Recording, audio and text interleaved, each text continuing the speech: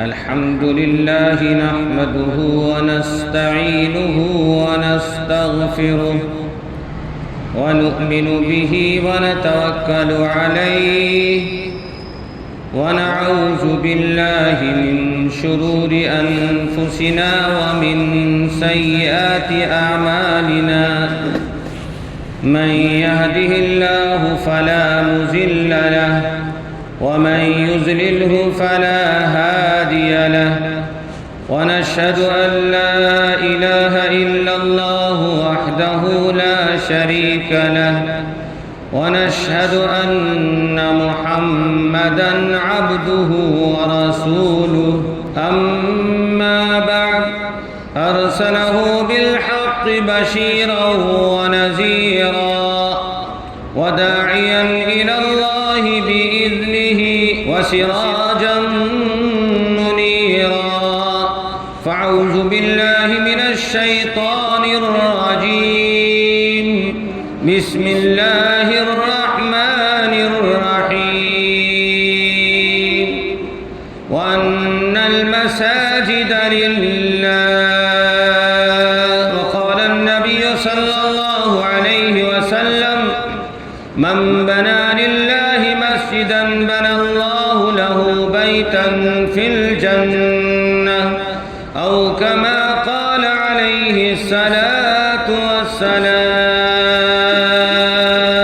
برادران اسلام، بزرگان محترم، امت کے غیور نوجوانوں، تمام تر حمد و ثنا اور خوبیاں اس خالق و مالک کے لیے جس نے ہمیں اور آپ کو ایمان کی عظیم الشان نعمت عطا فرمائی، اور لاکھوں درود و سلام ہو امام الانبیاء خاتم الرسل جناب محمد الرسول اللہ صلی اللہ علیہ وسلم پر، جن کی محنت اور کاوشوں کے صدقے میں آج ہم سب مومن اور مسلمان ہیں۔ اللہ رب العالمین ہمارا خالق اور مالک ہے۔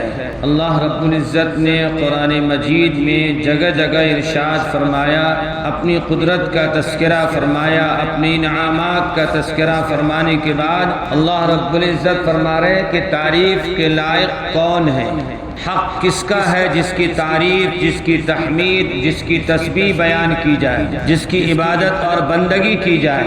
وہ رب حقیقی کی ذات ہے جس کی عبادت کی جائے، جس کی بندگی کی جائے، اس کو اپنا معبود تسلیم کیا جائے۔ اس لیے کہ جو شخص اللہ وحدہ لا شریک کی توحید پر ایمان لائے اور اسی عقیدے کے ساتھ آخری سانس تک، دنیا سے جانے تک قائم رہے اور حضور پاک صلی اللہ علیہ وسلم کی رسالت پر قائم رہے، جس قوم کے درمیان جو نبی آئے، جو رسول آئے، اس نبی رسول پر اس کا ایمان ہو تو وہ شخص کامیاب۔ اللہ تعالیٰ نے دنیا کے اندر انسانوں کو بھیجا اور انسانوں کو یہ حکم دیا کہ تم میری عبادت کرو، بندگی کرو۔ حضور اکرم صلی اللہ علیہ وسلم کی امت کو یہ انعام دیا گیا، اور امتیں جو پہلے آئی ہیں ان کے لیے عبادت کے لیے شرطیں ہوتی تھی کہ عبادت گاہ میں جا کر عبادت کرنا، عبادت گاہ میں جا کر عبادت کرنا ہے۔ لیکن حضور پاک صلی اللہ علیہ وسلم پر اللہ نے انعام کیا، احسان کیا کہ پوری روئے زمین کو سجدہ گاہ بنا لیا، کہ جہاں بھی تم سجدہ کرو تمہارا سجدہ ادا ہو جائے گا۔ عبادت کے لیے اللہ تعالیٰ نے اپنے نبی کو بھیجا، اور ان کے ذریعے اللہ کی عبادت کے لیے اللہ کے گھر کی تعمیر ہوتی ہے۔ سب سے پہلے گھر اللہ تعالیٰ نے کعبۃ اللہ کو تعمیر کرا، کعبۃ اللہ کی تعمیر ہوتی ہے، اور اس کے بعد کعبۃ اللہ کی تعمیر ہوئی، عبادت کا سلسلہ شروع ہوا۔ گویا کہ دنیا کے اندر جتنی مساجد ہیں، دنیا کے اندر جس کونے میں، جس علاقے میں چھوٹی بڑی چھت کی یا پتوں کی شیٹ کی جتنی بھی مساجد ہے، سب کا مرکز مکۃ المکرمہ کی وہ مسجد جسے مسجد حرام کہا جاتا ہے، جسے مسجد حرام کہا جاتا ہے، وہ اسلام کے مراکز مرکز ہے اسلام کا، جس کی طرف سارے مسلمان نماز میں اپنا رخ کرتے، اپنا قبلہ اس کو کرتے۔ تو مساجد کے سلسلے میں چند امور کا جاننا نہایت ضروری ہے کہ مسجد کے لیے ایک ہوتا ہے زمین وقف کرنا اور ایک ہے زمین خریدنا۔ حضور پاک صلی اللہ علیہ وسلم نے مدینہ المنورہ جب آپ تشریف لے گئے، آپ نے جہاں قیام فرمایا وہاں آپ ایک مسجد تعمیر فرمائی جس کا نام مسجد قباء ہے۔ افمن اسس بنیانہ علی تقوی من اللہ، جس کا تذکرہ اللہ نے قرآن میں فرمایا کہ وہ مسجد جس کی بنیاد تقوی پر رکھی گئی۔ اور اس کے بعد آپ صلی اللہ علیہ وسلم پھر وہاں سے اس مقام پر تشریف لے گئے جہاں مسجد نبوی شریف ہے۔ اس مسجد کو تعمیر، وہاں پر مسجد تعمیر کرنے کے لیے اللہ کے نبی صلی اللہ علیہ وسلم نے زمین کو خریدا ہے۔ زمین کو وہ بچوں کی تھی، زمین وقف کرنا چاہتے تھے، لیکن اللہ کے نبی صلی اللہ علیہ وسلم فرمایا کہ نہیں، اگر تم بیچو گے تو منظور ہے، اس زمین کو ہم خریدیں گے اور خرید کر مسجد تعمیر کریں گے۔ تو مسجد کے لیے ایک ہے زمین کا وقف کرنا۔ واقف جو زمین کو وقف کرتا ہے، اللہ کے گھر کے لیے مسجد جگہ دیتا ہے، تو اس کے لیے ضروری ہے کہ اپنی نیت کو خالص اللہ کی رضا کرے۔ چھوٹی جگہ ہو، بڑی جگہ ہو، لیکن نیت پاک ہونی چاہیے۔ نام و نمود اور شہرت، عزت کہ مسجد کی جگہ ہم نے دیا، عزت سے نام لیا جائے گا، اور جہاں مسجد تعمیر ہوگی ہمیں صدر کے نام سے پکارا جائے گا۔ نام و نمود اور شہرت کی نیت نہیں ہونی چاہیے۔ واقف کے لیے ضروری ہے کہ اپنی نیت کو خالص اللہ کے لیے کرے کہ میں جو زمین دے رہا ہوں اس سے میرا خدا راضی ہو جائے اور اس کا اجر اللہ تعالی ہمیں آخرت میں نصیب فرمائے۔ یہ نیت ہونی چاہیے۔ دوسری شکل ہے مسجد کے لیے زمین خریدی جاتی ہے، تو مسجد خریدنے کے لیے بھی ایک شرط ہے اور ایک ضروری چیز ہے کہ جس جگہ پر مسجد جگہ خریدی جا رہی ہے وہ جگہ ہر طرح سے منزہ پاک ہو۔ کیا ہو؟ پاک صاف ہو۔ کس طرح پاک صاف ہو؟ وہاں کوئی کیس نہیں ہو، وہاں پہ کوئی جھگڑا معاملہ نہ ہو، وہاں کسی کا حصہ اس میں نہ بنتا ہو۔ یعنی مسجد کے لیے جو زمین خریدی جا رہی ہے یا زمین وقف کی جا رہی ہے، وہ زمین بالکل پاک صاف ہونی چاہیے، کسی طرح کا کوئی لین دین نہیں ہونا چاہیے، اس لیے کہ اللہ کے نبی جناب رسول اللہ صلی اللہ علیہ وسلم نے ارشاد فرما دیا کہ جو جگہ مسجد کے لیے وقف کر دی جاتی ہے، مسجد کے نام سے دے دی جاتی ہے، قیامت تک وہ جگہ مسجد کی ہی رہتی ہے۔ وہ جگہ چاہے وہاں پر توڑ کر شہید کر کے کچھ بھی بنا لیجئے، وہ جگہ قیامت میں مسجد کے نام سے پکاری جاتی ہے۔ اس لیے مسجد کے جگہ دی جائے یا خریدی جائے تو بالکل پاک صاف ہونی چاہیے، کوئی ہیر پھیر نہیں ہونا چاہیے، اس لیے کہ وہاں پر ہر طرح کے لوگ آ کر عبادت کریں گے، بندگی کریں گے، سجدے کریں گے، رکوع کر دیں گے، تلاوت کریں گے، تسبیحات پڑھیں گے۔ اور دوسری چیز ہے، پہلی چیز ہو گئی زمین خریدنا یا وقف کرنا۔ زمین اگر وقف کی جا رہی ہے تو نیت پاک صاف ہونی چاہیے، اللہ کی رضا کی نیت ہونی چاہیے۔ زمین خریدی جا رہی ہے تو بالکل پاک صاف زمین ہو، کوئی جھگڑالو زمین نہ ہو، کوئی اختلافی زمین نہ ہو، اور کسی انسان کا اس جگہ پر اس زمین میں کوئی حصہ نہ بنتا ہو، تاکہ مسجد بننے کے بعد کوئی اختلافات سامنے نہ آ جائے اور پھر مسلمانوں کے جذبات کو ٹھیس لگے۔ اس لیے اول ہی اس کا خیال کرنا چاہیے۔ اور دوسری چیز ہے مسجد کی تعمیر کا معاملہ۔ مسجد کی تعمیر کا معاملہ، جس طرح مسجد کے لیے زمین کا وقف کرنے والا زمین پاکیزہ صاف ستھری ہونی چاہیے، یا مسجد کے ذمہ دار محلے کے لوگ مل کر زمین خرید رہے ہیں تو زمین بالکل الگ ہونی چاہیے، جھگڑالو زمین نہیں ہونا چاہیے۔ اسی طرح مسجد کی تعمیر کے سلسلے میں جو رقم لگائی جا رہی ہے، جس پیسوں سے مسجد کی تعمیر کی جا رہی ہے، وہ پیسہ بھی بالکل پاک صاف ہونا چاہیے۔ اسی لیے کہتے ہیں کہ مسجد کے لیے زکوٰۃ کی رقم دینا جائز نہیں ہے، صدقات کی رقم دینا جائز نہیں ہے، فطرے کی رقم دینا جائز نہیں ہے۔ اپنے حلال کمائی کا جو سب سے پاکیزہ مال ہے، اس مال کو اللہ کے گھر میں لگانا۔ تو تعمیر کے سلسلے میں بھی ضروری ہے کہ مسجد کی تعمیر میں جو بھی پیسہ ہم لگاتے ہیں، آگے حدیث سنائی جائے گی، اللہ کے نبی جناب رسول اللہ صلی اللہ علیہ وسلم فرمایا، من بنا للہ مسجدا بنى اللہ لہ بیتا فی الجنہ، کہ جس شخص نے اللہ کا گھر بنایا، اللہ تعالیٰ جنت اسے گھر عطا فرمائے، جنت میں محل عطا فرمائے۔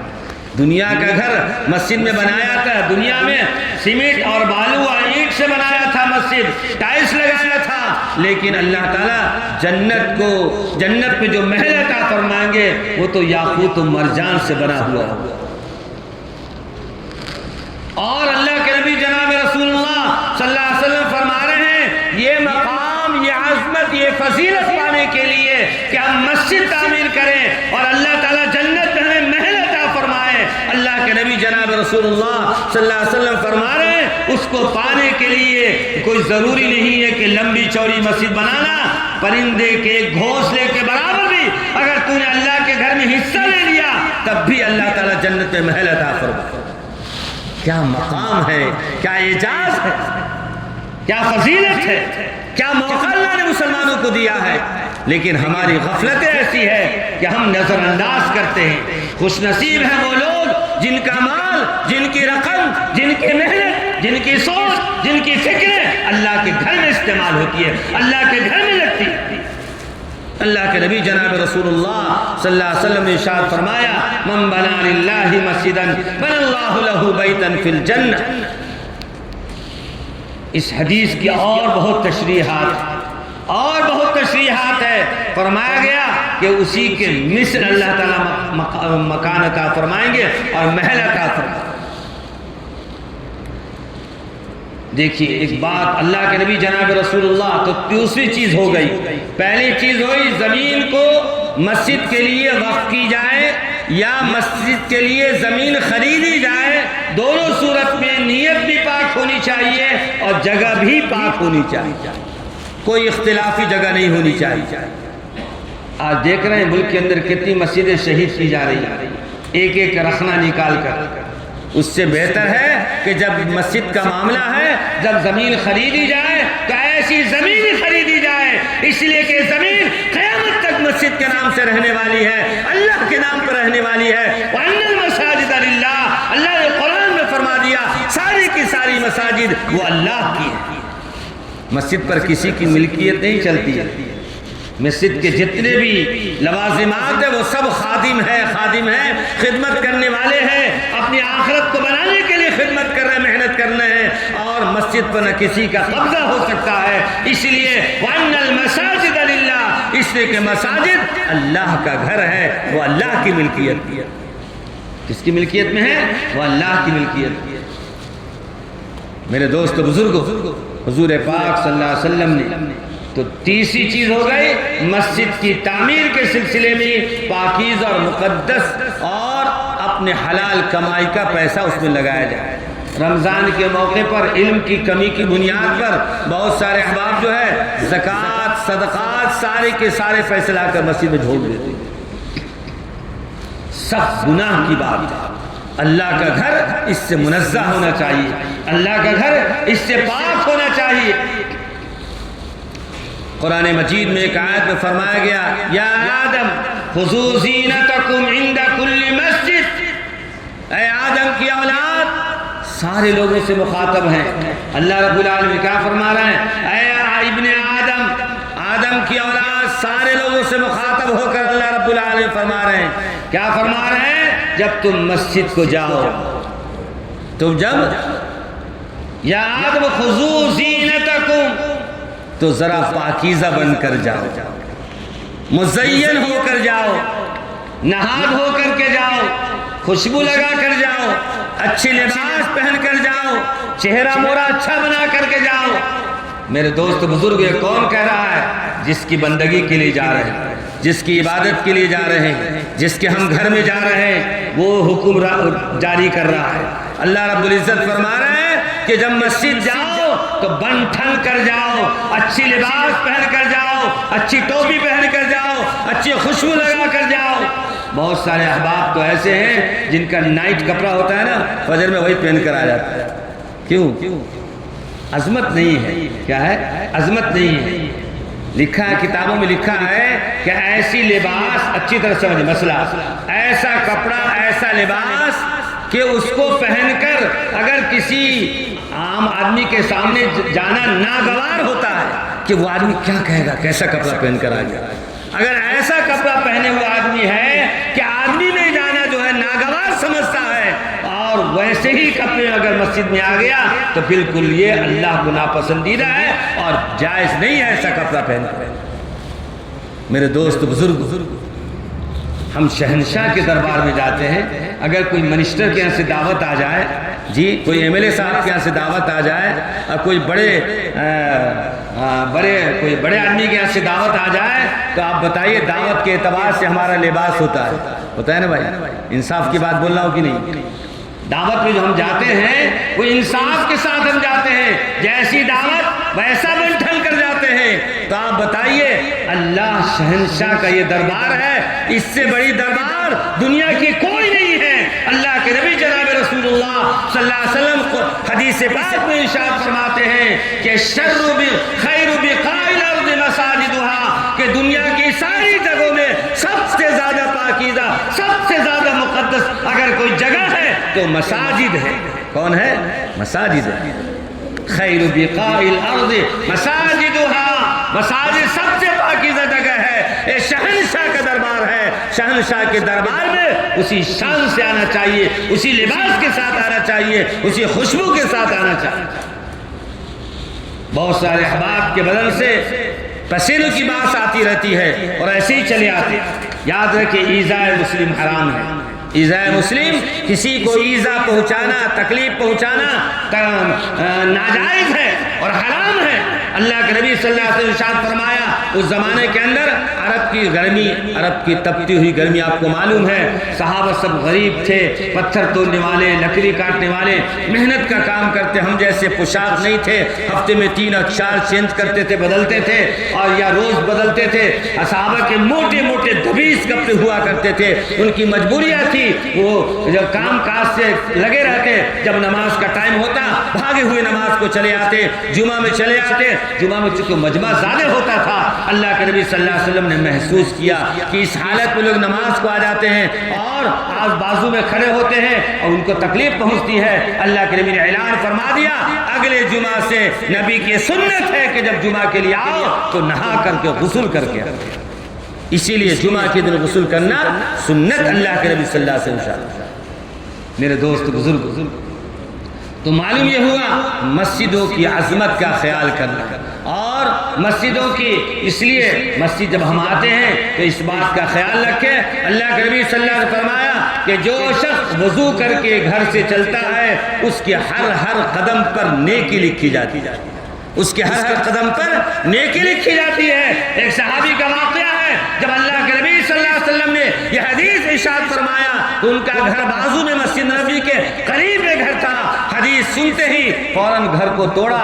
ہم جیسا محل نہیں تھا کہ بلڈوزر کو منگانا پڑے گا، کھجور کے پتے کا گھر بنا ہوا تھا، شام تک گھر کو لپیٹ لیا اور جا کر دور بنا لیا۔ ایک صحابی نے اللہ کے نبی صلی اللہ علیہ وسلم سے کل ہو کر کے فجر میں تذکرہ کیا، اے اللہ کے نبی صلی اللہ علیہ وسلم، فلاں صحابی کے یہاں پر گھر تھا، آپ نے ارشاد فرمایا، وہ گھر کو وہاں سے توڑ کر دور چلے گئے۔ اللہ کے نبی صلی اللہ علیہ وسلم نے دریافت کیا، پوچھا، وہ صحابی نے کہا، اللہ کے نبی نے آپ نے تو بتایا کہ ہر قدم پر نیکی ملنے والی ہے، میں نے سوچا کہ مسجد سے دور رہیں گے، گھر سے وضو کر کے آئیں گے، ہر قدم پر نیکی ملے گی، اس لیے میں نے اپنے گھر کو منتقل کر دیا اور یہاں سے بجائے وہاں بنا لیا۔ میرے دوست بزرگوں، کتنا جذبہ تھا نیکی کا، کیسے نیکی مل جائے، کیسے ثواب مل جائے۔ اور اس میں یہ بھی ارشاد فرمایا، جب ہم مسجد کو آتے ہیں تو مسجد آنے کے وقت پیاز، کچی پیاز کھا کر نہیں آنے، کیا فرمایا؟ کچی پیاز کھا کر نہیں آنا، لہسن کھا کر نہیں آنا، ایسی چیز کھا کر نہیں آنا جس سے تعفن پیدا ہوتا ہو، باس پیدا ہوتا ہو۔ اس لیے اللہ کے نبی جناب رسول اللہ صلی اللہ علیہ وسلم فرمایا کہ للملائکۃ، اس لیے کہ اللہ کے گھر میں وہاں فرشتے ہوتے ہیں۔ کیا ہوتے ہیں؟ وہاں فرشتوں کی جماعت ہوتی ہے۔ جب تم پیاز کھا کر کے جاؤ گے، لہسن کھا کے جاؤ گے، یا ایسی چیز کھا کر جاؤ گے جس سے فرشتوں کو تکلیف پہنچے گی، کس سے تکلیف؟ فرشتوں کو تکلیف پہنچے گی۔ اس لیے ہر نمازی کو چاہیے کہ مسجد آئے، مسواک کر کے آئے، منہ صاف کر کے آئے۔ ہمارے ساتھ ساتھ یہاں اللہ کے پاکیزہ فرشتوں کی جماعت بھی رہتی ہے، ان کی بھی جماعت ہوتی ہے، وہ بھی نماز پڑھتے ہیں، وہ اللہ کے فرشتے ہیں، وہ تلاوت بھی کرتے ہیں، تسبیح بھی بیان کرتے ہیں۔ اس لیے ہم سب کو چاہیے کہ جب مسجد آتے ہیں تو ان چیزوں کا اہتمام کرنا نہایت ضروری ہے۔ اور چھٹی چیز یہ ہے، جب ہم مسجد آتے ہیں، مسجد کے دروازے پر پہنچتے ہیں، دعا پڑھیے اللہم افتح لی ابواب رحمتک کہہ کر اپنا سیدھا ہاتھ اندر رکھیں، اللہ سیدھا پاؤں اندر رکھیں، اللہم افتح لی ابواب رحمتک۔ ہر بندہ اللہ کی رحمت کا محتاج ہے، اسی لیے دعا کر رہا ہے، اے اللہ رحمت کے دروازے کھول دیجئے۔ اس لیے کہ جب آپ کا رحمت کا دروازہ کھلے گا تو آپ کی رحمتیں ہمیں مل جائیں گی۔ اللہم افتح لی ابواب رحمتک کہہ کر اندر داخل، مسجد میں اندر آئے۔ اندر آنے کے بعد اگر باوضو ہیں سیدھا مسجد میں آئیے، 2 رکعت نماز تحیۃ المسجد ادا کیجیے، 2 رکعت نماز تحیۃ المسجد ادا کیجیے۔ یہ نفل ضرور ہے لیکن اس پر بہت زیادہ نیکیاں ہمیں دی جاتی ہے، بہت سارے ثواب کا ذریعہ اور سبب بنتا ہے یہ 2 رکعت نماز، جسے تحیۃ المسجد کہتے ہیں۔ اور آنے کے بعد جب مسجد میں آتے ہیں، اندر آنے کے بعد موقع ہے جماعت کا، اسی لیے کہا گیا ہے کہ جماعت سے نماز پڑھنے کے لیے اگر ہماری طرف ہے، ہماری خواہش ہے ہم تکبیر اولیٰ کے ساتھ نماز پڑھیں، جماعت کے ساتھ نماز پڑھیں، تو ہمیں چاہیے کہ مسجد میں آ کر سنت کا اہتمام کیجیے۔ نوافل تو گھر میں پڑھنا افضل ہے، لیکن جو شخص اگر گھر میں ہی اگر سنت پڑھتے ہیں، نفل پڑھتے ہیں، تو جس نماز سے پہلے اگر سنت اور نفل ہے تو اس کو پڑھنے کا اہتمام کریں گے تو آپ کی جماعت نہیں چھوٹے گی، جماعت نہیں چھوٹے گی۔ اور جب نماز کے لیے آتے ہیں جماعت کھڑی ہو گئی، جماعت کھڑی ہو چکی ہے۔ اب کچھ احباب ایسے ہوتے ہیں اتنی رفتار ان کی بڑھ جاتی ہے، اتنی رفتار بڑھا دیتے ہیں، لگتا ہے مسجد میں کوئی ہنگامہ ہو گیا۔ کیا ہو گیا؟ مسجد میں کوئی ہنگامہ برپا ہو گیا۔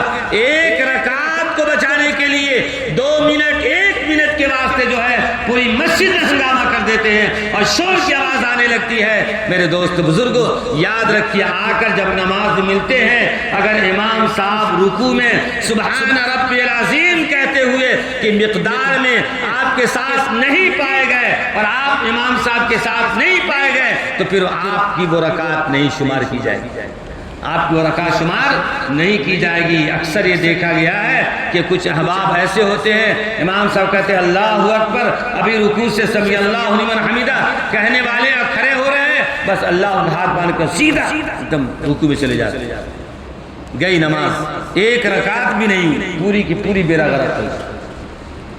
میرے دوست بزرگوں، اور 7ویں چیز یہ ہے ایسی لباس، ایسا لباس پہن کر آئے، ایسا کپڑا پہن کر آئے۔ بہت سارے احباب ایسا ٹی شرٹ پہن کر آتے ہیں کہ ان کی پیچھے سے ناپ نظر آتی ہے، پیچھے کا حصہ جو سطر کا حصہ ہے وہ حصہ کھل جاتا ہے۔ یاد رکھیے نماز کی شرطوں میں سے ایک اہم ترین شرط یہ ہے سطر کا چھپانا۔ یہ ناپ کے حصے سے لے کر یہ گھٹنے تک کا حصہ مردوں کے لیے ناپ کا حصہ کہلاتا ہے۔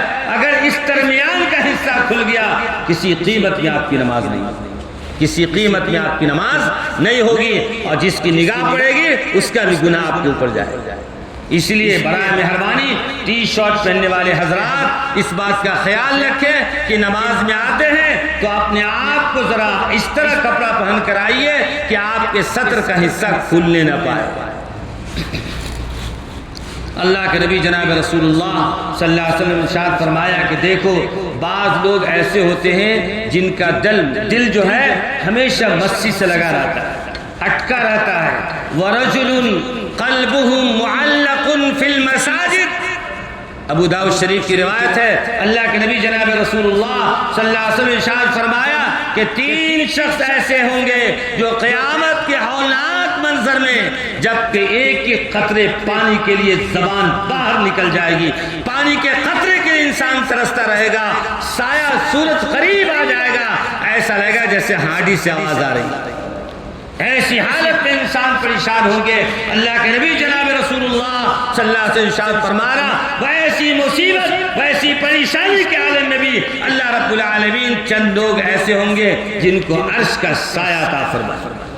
امام داؤد رحمۃ اللہ علیہ اس روایت کو لکھتے ہیں اور کہتے ہیں ان میں ایک شخص وہ ہوگا رجل ورجل قلبہ معلق فی المساجد، وہ شخص جس کا دل مسجد سے اٹکا ہوگا وہ بھی اللہ کے عرش کے سائے میں ہوگا۔ کیا ہوگا؟ عرش کے سائے میں ہوگا۔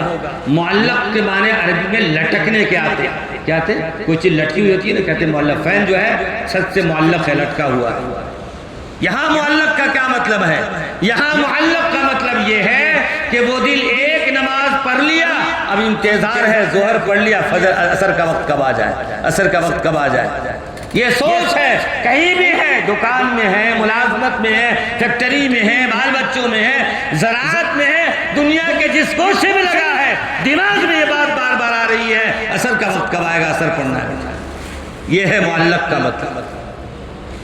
مسجد کا کوئی کام چل رہا ہے، مسجد کا کوئی کام چل رہا ہے، مسجد کا کام چل رہا ہے، مسجد سے لگاؤ، دل کا کھینچاؤ ہے، دل سے معلق ہے، لگا ہوا ہے، کنیکشن لگا ہوا ہے، فوراً بھاگ کے آتا ہے مسجد میں کیا کام چل رہا ہے، چلو ہم حصے دار بن جاتے ہیں، تھوڑا ہم بھی کام کر لیتے ہیں، صفائی کر لیتے ہیں، یہ کر لیتے ہیں، وہ کر لیتے ہیں، کہ اگر کوئی کام کرنے والا ہے اس کی مدد کر دیتے، اس کا سپورٹ کر دیتے ہیں، اس کا ہیلپ کر دیتے ہیں، اس کا تعاون کر دیتے ہیں۔ یہ ہے معلق کا مطلب۔ کتنی بڑی بشارت ہے، اللہ کے نبی جناب رسول اللہ صلی اللہ علیہ وسلم نے ارشاد فرمایا جو شخص جس کا دل مسجد سے معلق ہو، آج تو ہماری حالت یہ معلق کی بات تو دور کی ہے، مسجد کے آزو بازو والے جب دل میں کبھی من میں آیا آ گئے، آنکھ کھل گئی، فجر میں آ گئے، جی سارے کاموں کے لیے ترتیب بناتے، گھر میں بورڈ لکھتے ہیں کل صبح اٹھنا ہے، یہ کام اس یہاں جانا، وہاں جانا، وہاں جانا۔ کیا گھر میں موبائل ہے؟ کیا الارم نہیں لگا سکتے ہیں کہ فجر کی نماز اتنے وقت پر ہوتی ہے، اذان اتنے وقت پر ہوتی ہے، الارم بجے گا اٹھیں گے؟ امام صاحب کو 6 مہینہ گزر جاتا، 2 مہینہ گزر جاتا، خدا کی قسم فجر نہیں چھوٹتی۔ کیوں؟ فکر ہے نماز پڑھانا ہے، کیا ہے؟ نماز پڑھانا ہے، الارم لگا کے رکھنا ہے، اٹھنا ہے، جلدی سونے کی فکر کرنا ہے۔ تو ترتیب بنائیں گے جب نہ ہوگا، خالی سوچیں گے کہ نیکیاں مل جائے تو مل جائے گی۔ ترتیب بنائیے، جیسے اپنی دنیا کی ترتیب بناتے ہیں اپنی آخرت کے لیے بھی ترتیب بنائیے، اپنی نماز کے لیے بھی ترتیب بنائیے۔ اللہ کے نبی جناب رسول اللہ صلی اللہ علیہ وسلم ارشاد فرمایا کہ کل محشر کے میدان میں، قیامت کے میدان میں جب کوئی سایہ نہیں ہوگا، اللہ عرش کا سایہ عطا فرمائیں گے اس شخص پر جس کا دل مسجد سے اٹکا ہوگا، جس کا تعلق مسجد سے ہوگا، جس کا رشتہ مسجد سے ہوگا، جس کا ریلیشن مسجد سے ہوگا۔ میرے دوست بزرگ، اتنے بڑے فضائل ہیں اور اتنے بڑے فضائل کے باوجود جو ہے اگر اس پر ہم توجہ نہ کریں اور دھیان نہ دیں تو حالت کیا ہماری ہوگی۔ بہرحال اللہ رب العالمین نے قرآن مجید میں بھی اور احادیث میں اللہ کے نبی صلی اللہ علیہ وسلم ارشاد فرمایا کہ دیکھو مسجد کا احترام کرنا، تمہارا ایک پیسہ بھی اگر مسجد میں لگ گیا، استعمال ہو گیا، انشاءاللہ ثم انشاءاللہ آخرت میں ذخیرہ بن کر آئے گا۔ من بنا للہ مسجدا بنى اللہ لہ بیتا فی الجنہ۔ اور آخری بات یہ ہے کہ جب ہم مسجد میں آتے ہیں تو مسجد میں کوئی گری ہوئی چیز ہے، کچرا ہے، کہیں گندگی ہے، اس لیے کہ یہ واقعہ اس لیے سنا رہا ہوں، اللہ کے نبی جناب رسول اللہ صلی اللہ علیہ وسلم کے سامنے صحابہ بیٹھے ہوئے ہیں، لیکن اللہ کے نبی صلی اللہ علیہ وسلم کی نگاہ جو ہے مسجد نبی کے دیوار پہ پڑ گئی، وہاں پر تھوک پڑا ہوا تھا جس میں بلغم کے نشان نظر آ رہے تھے۔ اللہ کے نبی چاہتے تو صحابہ کا حکم دے دے، لیکن اللہ کے نبی صلی اللہ علیہ وسلم نے صحابہ کو حکم نہیں دیا۔ یہ نیکی پانے کے لیے اللہ کا نبی خود اٹھتا ہے، اللہ کے نبی خود تشریف لے جاتے ہیں اور کھرچ کر مسجد نبی کی دیوار سے اس گندگی کو دور کرتے ہیں۔ میرے دوست بزرگوں، یہ نصیب کی بات ہے کہ مسجد کا صفائی کا موقع مل جائے۔ ہم جب مسجد آتے ہیں یہ ضروری نہیں ہے کہ مسجد کا مؤذن اور مسجد کا خادم بھی صاف کرے۔ ہم مسلمان ہیں، ہمارا ایمان ایسا ہونا چاہیے کہ اللہ کے گھر میں آئے ہیں، اللہ کی جب ہم گھر جاتے ہیں، اپنے گھر میں جاتے ہیں اور گندگی دیکھتے ہیں تو بچوں کو ادھر سے تھپڑ مارتے ہیں، ادھر سے ڈانٹتے ہیں، کیا یہ نظر نہیں آ رہا؟ یہ نظر نہیں آ رہا؟ جی جب یہ تو اللہ کا گھر ہے، اللہ کا گھر صاف کریں گے تو اللہ کو کتنا پیار آئے گا۔ میرا گھر صاف کر رہا ہے، اللہ کو کتنا رحم آئے گا۔ میرے دوست بزرگوں، اس لیے مسجد آئے تو جیسا کہ حدیث کی روشنی میں آپ کو سنایا گیا، اچھی لباس پہن کر آنا، مسواک کر کے آنا، خوشبو لگا کر آنا، پیاز اور ایسی چیز کھا کر جس سے فرشتوں کو تکلیف ہوتی ہے، ایسی چیز سے احتراز کرنا، بچنا اور باوضو مسجد میں آنا، یہ سب اہتمام کریں گے تو انشاءاللہ زندگی میں ایک عجیب خوشی محسوس ہوگی، عبادت میں لذت پیدا ہوگا، عبادت میں شوق پیدا ہوگا۔ ان چیزوں کا اگر اہتمام کریں گے تو انشاءاللہ ثم انشاءاللہ اللہ تعالیٰ بہتر سے بہتر بدلہ عطا فرمانے والا ہے۔ آج جمعہ کا دن ہے، مسلمانوں کو چاہیے کہ جمعہ کے دن میں ایسے اعمال کیے جائیں جس کا اللہ نے حکم دیا، اللہ کے نبی صلی اللہ علیہ وسلم نے تعلیم دی ہے۔ ان میں سے ایک یہ بھی ہے کہ جمعہ کے دن سورہ کہف کی تلاوت کرو۔ کیا ہے؟ جمعہ کے دن سورہ کہف کی تلاوت کرو، شیاطین تمہارے گھر سے چلے جائیں گے اور روزی میں اللہ برکت عطا فرمائے گا۔ اس لیے ہم سب کو چاہیے کہ قرآن کی تلاوت کا اہتمام کریں، اور جب مسجد آتے ہیں جتنا بھی وقت مل جائے دنیا کی گفتگو نہیں کیجیے۔ اللہ کے نبی صلی اللہ علیہ وسلم نے ارشاد فرمایا، ایک حدیث میں آپ نے ارشاد فرمایا، جو شخص مسجد میں تجارت کرتا ہے، مسجد میں تجارت کی بات کرتا ہے، لعنت بھیجتے اللہ کے فرشتے اور کہتے ہیں تمہاری تجارت ناکام ہو جائے، تمہاری تجارت فیل ہو جائے۔ اگر وہ دنیا کی بات کرتے ہیں اللہ تعالیٰ ناراض ہو جاتے ہیں۔ اس لیے جب مسجد میں آتے ہیں صرف اور صرف اللہ کی کلام کی تلاوت اور اللہ کا ذکر اور نماز، اور اس کے علاوہ استغفار، اس کے علاوہ کوئی دنیا کی گفتگو نہ ہونی چاہیے۔ اگر اس بات کا ہم اہتمام کریں گے تو انشاءاللہ ہمارے اعمال پاکیزہ بنیں گے، اللہ کی قبولیت کا درجہ رکھیں گے۔ وآخر دعوانا ان الحمد للہ رب العالمین۔